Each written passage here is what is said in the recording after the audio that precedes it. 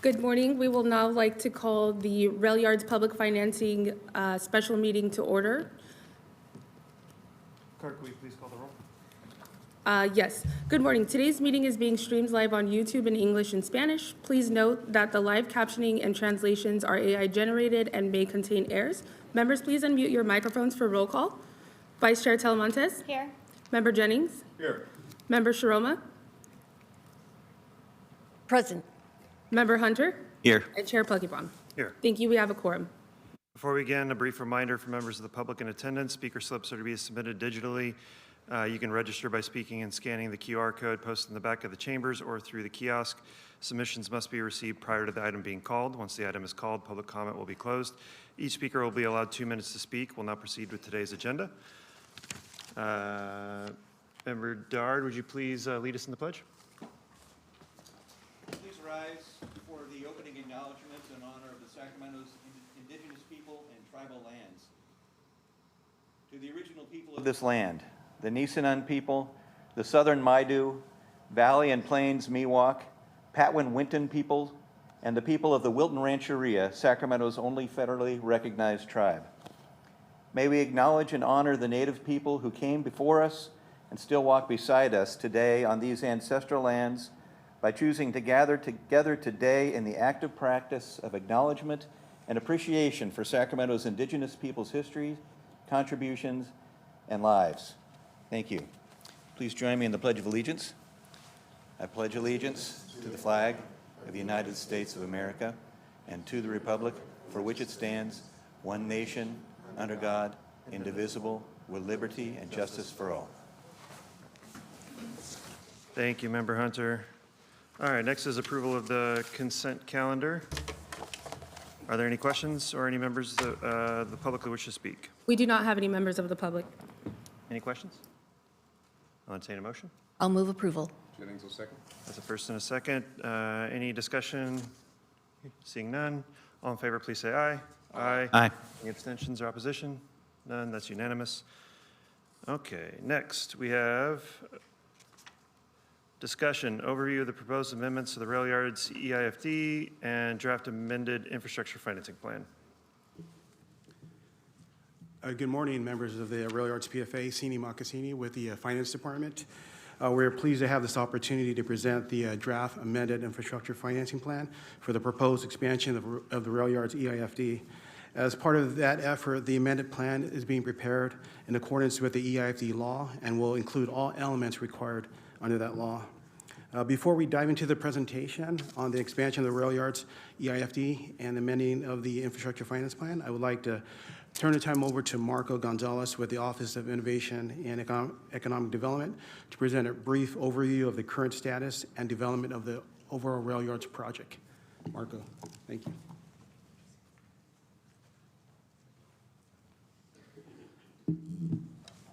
Members of the PFA, Marco Gonzalez, Economic Development. So today we're going to give a quick recap of what has come before today, give you some updates on a few projects, and then we'll finish with some next steps. So just a refresher that everything we've been doing over the past 10 years has really been trying to implement this 2016 specific plan.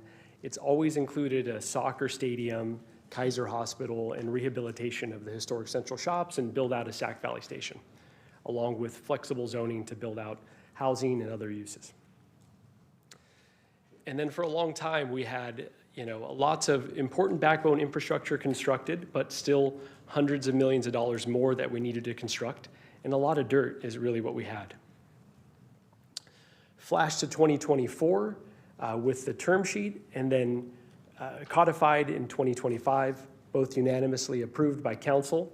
And it's really this three-project framework that included a soccer stadium, Sacramento Valley Station, and rehabilitation of the historic central shops. And one of the important components of that framework was expansion of our existing EIFD. Economic impacts, we anticipate attracting over $325 million of private investment for the stadium and historic central shops alone, and that's the phase one. With the Republic accelerating their phase two of their soccer stadium and doing a 20,000 attendee soccer stadium, that number jumps up significantly. creating lots of jobs, and then, really important, reconnecting our central city with a multimodal transportation network. So location of the term sheet projects, as I mentioned, the 3 soccer, Central Shops, and Sac Valley Station. If we layer on projects that are either open or under construction within the EIFD boundaries, it feels like we're at a tipping point for the project. So today's EIFD amendment proceedings that we're going to discuss include expansion of the existing EIFD area to include a Railyards West project area, establishment of a new base year for the new project area, adding new infrastructure facilities to the infrastructure financing plan, and then making technical cleanups to the original plan. For a few next steps, we obviously have a public meeting today. In September, we will have the first public hearing for this EIFD amendment proceedings. We will take the EIFD to council in October, and then shortly after that, we will be back here in front of the PFA for the second public hearing in EIFD formation. And with that, I would like to call up Jamie Gomes with EPS for a deeper technical dive on the proceedings. Thank you, Marco. Good morning, Chair Plekebaum and members of the Public Financing Authority. Jamie Gomes with Economic and Planning Systems. We're under contract to your body and the City Council to prepare the amendments to the Infrastructure Financing Plan. And I'll use the words Infrastructure Financing Plan and IFP interchangeably, just for convenience. So as Marco alluded to, the key provisions and why we're here is really to expand the boundaries of the EIFD, establish 2 project areas within the EIFD boundaries, adding additional facilities and public improvements that can be eligible to be funded by EIFD revenues, and then ensuring alignment between both the term sheet and the master funding agreement with what the infrastructure financing plan authorizes. And then, as Marco alluded to, some technical cleanups to make sure that we're compliant with all the statutory requirements that are needed for an IFP. The IFP includes several elements, and these are all required by the law. And those include the proposed EIFD boundaries and the development timeline as it's estimated by the proponents, a description of all the land uses within the EIFD, estimates of tax increment revenues, and the eligible facilities on which EIFD revenues can be expended, a plan for financing the eligible facilities, and then finally a fiscal impact analysis. And that evaluates the impact of the EIFD formation on the city's ongoing operating budget. And as noted on this slide, that work is still underway and will be forthcoming in the next draft of the plan. This should look familiar to you. As you're aware, there's often a lag between when the EIFD is formed and when meaningful tax increment revenues begin to accrue to the district. And that lag really is the time period between formation and then horizontal development occurs or transpires. And that's investments, private investments in roadways, sewer, water, storm drainage facilities. And then subsequent vertical development occurs, which adds new assessed value within the boundaries. And that increase in assessed value is what generates the additional tax increment revenues that will flow to the EIFD. As I mentioned, the list of facilities is being amended as part of this process and expanded to include a number of eligible improvements. In addition, the improvements are categorized into 3 different groups, and those are really categorized as either developer-led investments, city-led facilities or costs, and then investments in affordable housing as well. And the plan details each of those throughout the document.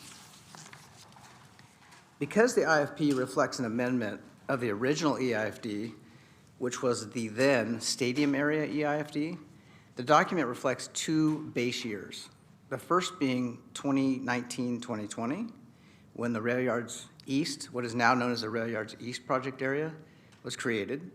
And now we'll have a Railyards West project area with a base year of fiscal year 26-27. And on a going forward basis, the tax increment revenue forecast includes both estimated timeframe of new vertical development, and then once that vertical development is on the tax rolls, it will continue to increase at least at 2% per year based on the statutory cap. And then as property turns over, that will also generate increases in assessed value.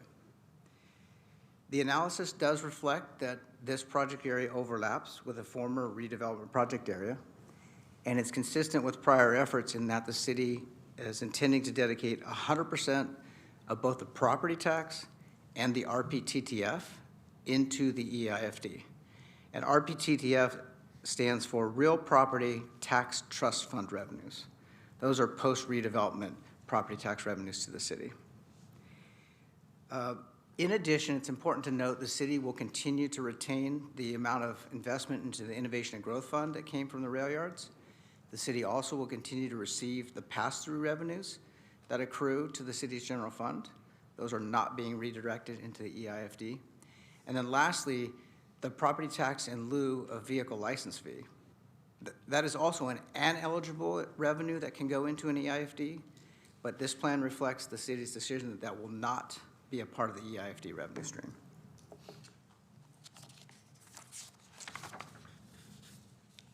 Given the nature of the financing strategy that's outlined in the IFP, the tax increment revenue forecast now reflects 2 project areas and tracks those revenue estimates separately. Again, the flow of funding and EIFD revenues described in the IFP is consistent with both the term sheet and the master funding agreement. And then when sufficient tax increments are available to the Public Financing Authority, the PFA may issue either tax-exempt bonds through the authority, or EIFD revenues may be eligible to pay debt service on other debt instruments, such as a Melrose CFD bond or other city or other agency loans. So there's flexibility in the way in which EIFD revenues can be used, either on a pay-as-you-go basis to repay PFA bonds or to repay other debt instruments. This is a graphical depiction of the estimated revenues, and this is for both project areas combined. And I think, what stands out most on this slide is certainly you see between EIFD formation and when meaningful vertical development begins to transpire, there's very little revenues that flow in, very little property tax increment revenues. But, once the stadium's constructed, once the central shops are rehabilitated, the other projects that Marco highlighted, there will be significant assessed value growth, which will then in turn generate property tax increment revenues. So that's a summary of all of the changes and amendments that are reflected in this draft infrastructure financing plan, and happy to answer any questions that you may have. Thank you. Any questions from the members? Seeing none, go ahead. Before we take questions, I want to just make sure we got the PFA business taken care of at this time. Staff is recommending ultimately to adopt the resolution contained in the report. Consideration of approving the expansion of the EIFD boundaries, ordering the distribution of the amended plan, and setting the date for the public hearing, which is September 15th. Just want to clarify that, and we make the motion for that. And then we'll be happy to take any comments or questions at this point. Thank you. Member Sharma? I may have some questions after public comment. Member Talamantes? All right, let's take public comment. Thank you. We do have 5 speakers. Our first speaker is Sonia Carabel, followed by Gwendolyn Vizin, then Nancy Williams.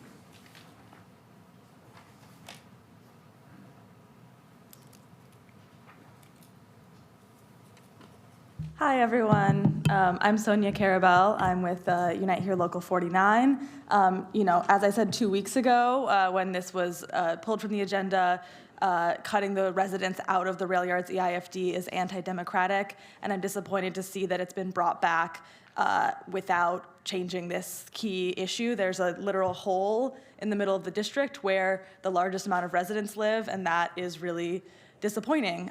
Since they overwhelmingly said no to the EIFD last year, the city and developers have not made an effort to win over residents by making the project better, by addressing any of their concerns, and instead you're redrawing the district to erase residents' voices.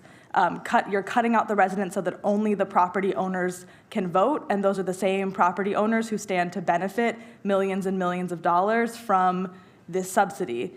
So instead of listening to working class Sacramentans, you're choosing to listen to wealthy developers. So please return the district boundaries to what they were last year with the Wong Center and the AJ included.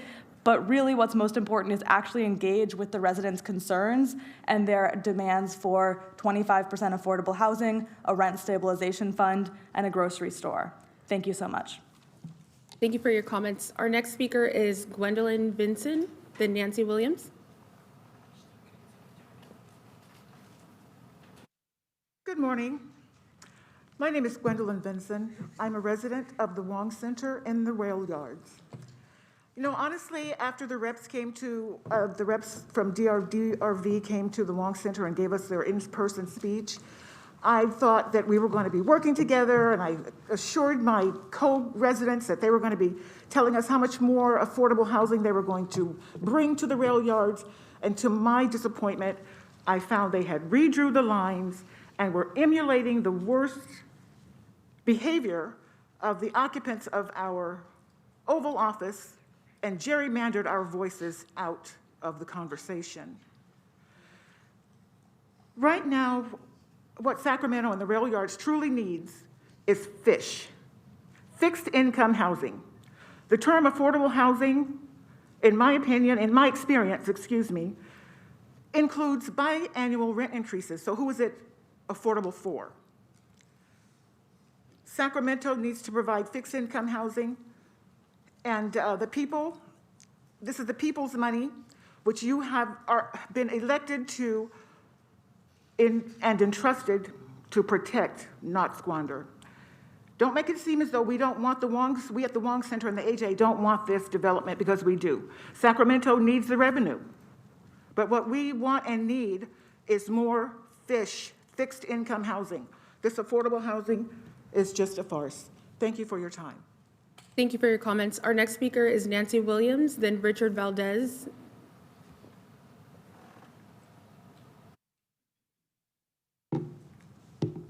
Good morning. You had a year to communicate with us. We stopped the EIFD last time for a year. You never talked to us. You didn't come to the Railyards. Well, you did go to the Wong Center. You did not come to the AJ. My name is Nancy Williams. I'm a resident in the Railyards, Mr. Plecky-Baum. And I would like to say you had a year to communicate with those of us who live in the Railyards. We could have had conversations about what the residents need, about what the city needs, how unfair this whole process is to anyone on the inside. I want to believe we can come together and have helpful discussions. I'm old enough to believe we could still do that. How to best serve Sacramento now and in its future, but you cut us out like a hot mic. You don't get to decide when you serve the people and when you don't. That's not the job. Every day, all day, right? Mr. Plecky-Baum, will you come to the AJ and talk to us? Who represents us right now? You do, even in the EIFD, but you don't, because we don't belong in the Railyards for this EIFD. So who do we ask for help? Not you. You're not helping us. And I would like to say, you had enough money for the infrastructure for 12,000 flushing toilets. Now you don't have enough for the infrastructure for 20,000 flushing toilets for the stadium. You should have said no. You should have said you can't get bigger unless you pay for it yourself, which is what they're doing. But you're still asking for money for other places. Help us out. It's our final season. Every time affordable housing needs to be redone. That's not your job, but it does need to be redone if you're going to use it anywhere. Thank you for your comments. Our next speaker is Richard Valdez, and lastly is Pam Freeman. Hello, everyone. My name is Richard Valdez. I live at the Wong Center and the Railyards. We, the residents at the Wong Center and the AJ Apartments, are disappointed that residents like us have been left out of this process. Changes to the district boundaries have taken away our voices. In decisions that directly affect our neighborhoods, we deserve to be heard. The city is giving millions of dollars subsidies to this project, but only 6% of planned 10,000 housing units would be considered affordable. Residents of the Railyard spoke out against this plan last year. At a time when so many people are struggling to find housing, we believe this project should do more to help the people in need of it most. Please restore the opportunity for residents at both AJ and Wong Center to have a voice. Meet with us, listen to our concerns, and work with us to make this project better for Sacramento. Thank you. Thank you for your comments. Our last speaker is Pam Freeman.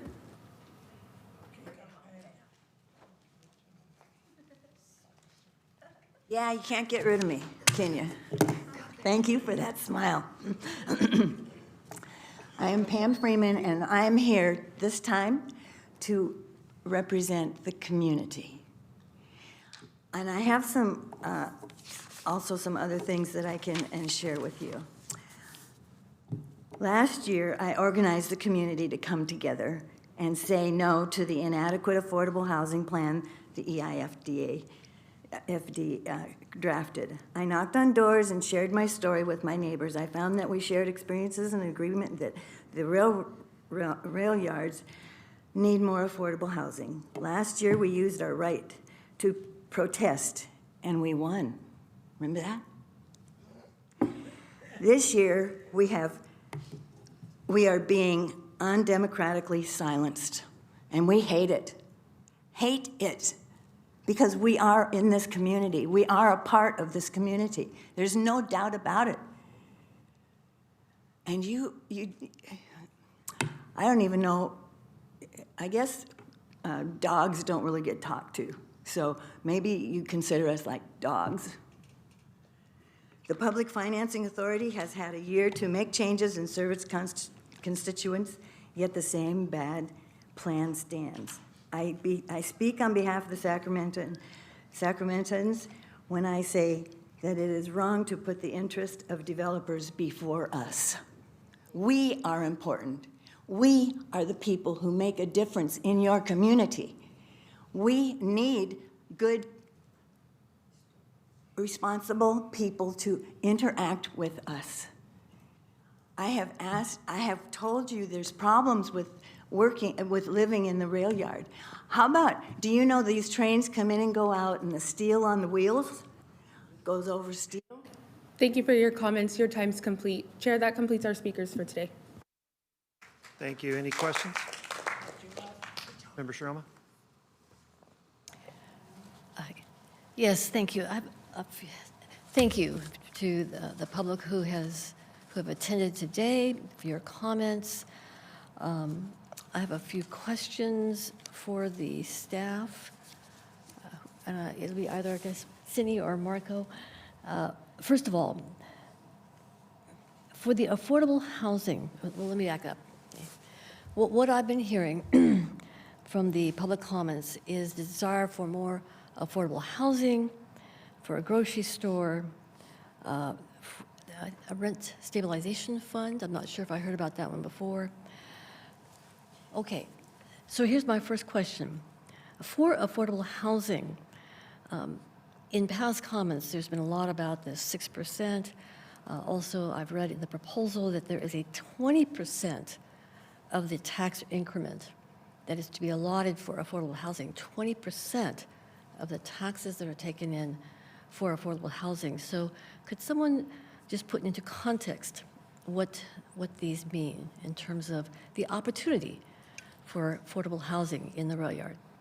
Absolutely. So the 6% number comes from, there's a mixed income housing strategy for the project. This is attached to the 2016 development agreement.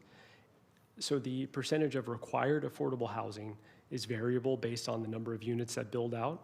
So I believe the 6% is tied to if 10,000 units are constructed, then perhaps that's the floor of affordable housing that would be required to be constructed. However, it's not a ceiling. So to date, 44% of the affordable housing, 44% of the housing constructed on site is affordable. So there's nothing that caps the ceiling of what affordable housing can be constructed. In terms of the 20%, that is, as you mentioned, tied to the tax increment that would be set aside for affordable housing. It would come after there's a few tranches that are tied to specific projects. So after the reimbursements for those projects, That is spelled out in the master funding agreement. 20% of the tax increment would be set aside for affordable housing. Thank you. One more question. And then about a grocery store. Is in the proposal, in the original developer agreement and in the proposal, is there an opportunity to have a grocery store at some point? Okay, I think it's on. So yes, the zoning does allow for a grocery store. Really, the grocery store being constructed in the project is market dependent.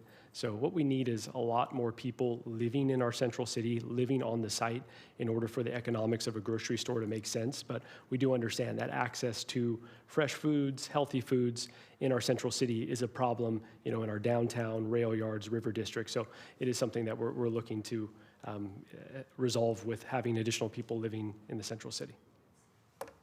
Thank you. I'll have some comments later, but I'd like to hear the other members' questions first. Thank you. Member Talamontes? I said this last time at the end of my comments, but wanted to put it on the record again because I think I've requested this about 3-4 times already. But my ask is that you meet with the members of the public who come here to council to do public comment. It's really important for us to listen to them, hear what they have to say, figure out if there's ways that we can meet some of the demands, work with all the stakeholders, and make sure that, I'm really supportive of the project. I want to make sure it becomes a reality, but I also want to listen to the people that live in the Railyards and make sure that we're tuning in. They've been coming to these meetings for the last year, 2 years. And it's our job at the City of Sacramento to sit down with them and listen to what they have to say. Thank you for your comments. So just to, any further, go ahead. Oh, I was just going to add some additional background on outreach. So we did have a presentation at the Wong Center a few weeks back, as was alluded to. We do have a planned open house at the AJ upcoming. So we're targeting next week, and we'll circulate some information on that soon.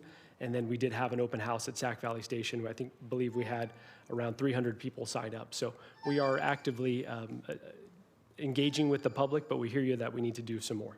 Yeah, thank you. And again, I love soccer. I love the project. I'm super excited for it and what it means to the city of Sacramento and economic development. But at the same time, listening to people and hearing their concerns is equally important. Thank you, Member Talamontes. Member Jennings? I'm looking for a motion. I'll move the item. Is there a second? I'll second. Before we vote, I want to make a brief comment. I fundamentally reject the assertion that what we're doing today is anti-democratic or in any way suppressing public engagement. As evidenced again today, we welcome a robust public discussion, and while we may not always agree on everything, we've all had the opportunity to be heard. To the residents of the Wong and the AJ specifically, your property should have never been proposed to be in the EIFD. I apologize for any confusion on that matter. It's too easy to assume malintent in these processes. We all agree more affordable housing is desperately needed, but this is not the way to get it. The only equitable way to achieve affordable housing is for everyone to pay a little bit, and not just newcomers, new home buyers, new developers, new property that comes into the city rolls. With that, I call the question. Member Sherman, did you have a comment? Yes, thank you.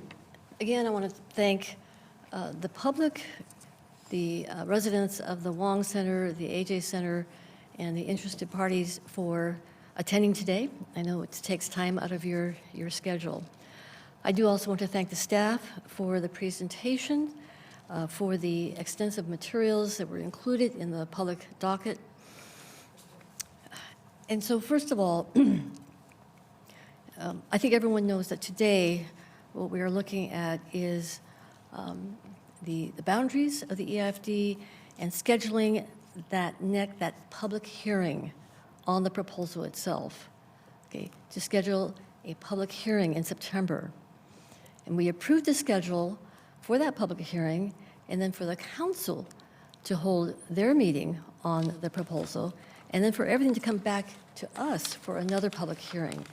So as Chair Pluckybaum has said, there will be a number of opportunities for public comment to reemphasize your concerns, hopefully also express what you do like about the proposal. Marco has indicated that there'll be a meeting with the AJ Center residents looking to do that next week. So I think it's all very good. Now, you know, the 2016 development agreement, that was 10 years ago, yes. Okay. But that was ratified by the City Council. It was signed by the City Council and the developer, and that particular agreement is actually a 20-year agreement. And in many of these agreements, and in this agreement, it's embedded that future changes to city rules would not apply. And oftentimes that means that there is stability in the agreement at the time for the development, for the success of the development. So in terms of the affordable housing, there has been a calculation made from that original 2016 agreement, but we heard today that that is not a ceiling. If anything, it's a floor. Plus the 20% proposal of the tax increment towards affordable housing. I take this all to mean that, again, in terms of the proposal, that there's an opportunity to go beyond that 6%. As the proposal stands today, as the original agreement that was signed and ratified back 10 years ago, that there is that opportunity. I also appreciate that there's the opportunity for a grocery store. Yes, it is dependent upon housing, people living in the vicinity. It's close proximity to downtown as well.